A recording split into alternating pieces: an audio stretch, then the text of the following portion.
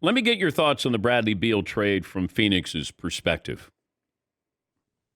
On the surface, you get a player the caliber of Bradley Beal by giving up as little as they did. You would have to declare this a win.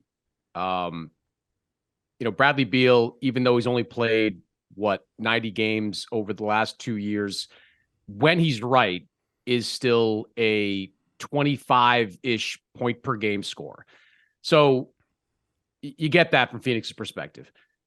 But when you start really looking at the fit, there are some red flags there. Phoenix now has a team that is led by three guys that like the mid-range jump shot. You look at the number of mid-range jump shots Beal, Devin Booker, and Kevin Durant shoot, and it's a lot. They're effective scorers, but they do shoot a lot of mid-range jump shots. And you start to wonder if Beal and Devin Booker are somewhat repetitive, if they overlap with their skill set. So you're not exactly sure how they fit.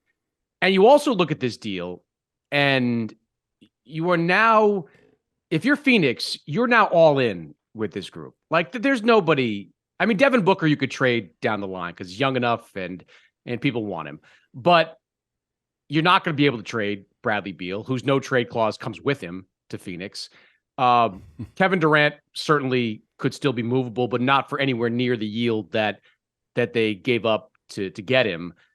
This is your team for at least the next 3 or 4 years, and you're all in. There's almost no way you can substantially improve this group because you don't have draft picks and you don't have any kind of cap flexibility. That flexibility is going to go down in the years to come because the NBA, as you know, is making it a lot harder for teams to just free spend their way to success. So it's a deal that, on paper, you'd argue makes the Suns better, but I don't look at them as being better than Denver right now. And that for the next couple of years is going to be the bar in the Western Conference.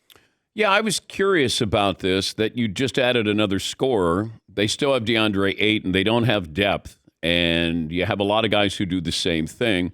They don't have defenders there, and you're facing a team, and I I capitalize team with Denver.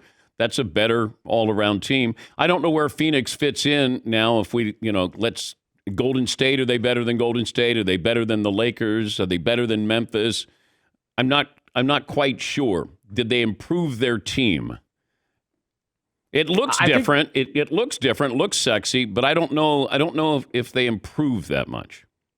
I think they improved in part because it was more likely than not that Chris Paul wasn't going to be on the team anyway at the start of next season. Landry Shamet is a decent rotation player, but you give up a 7th or 8th man to get a guy like Bradley Beal. They didn't have to include a first-round pick, largely because they don't have first-round picks. So a collection of seconds is not a steep price to pay for Bradley Beal. But look, I said I don't think they're better than Denver. You can make the argument that if the Warriors bring that band back, they're lesser than the Warriors. They're lesser than the Sacramento Kings right now, who I think will take a step forward next year. And look, when you're assessing Phoenix, we're doing it right now, assuming everything goes right health-wise, that these guys will be on the floor for 60, 65 games together.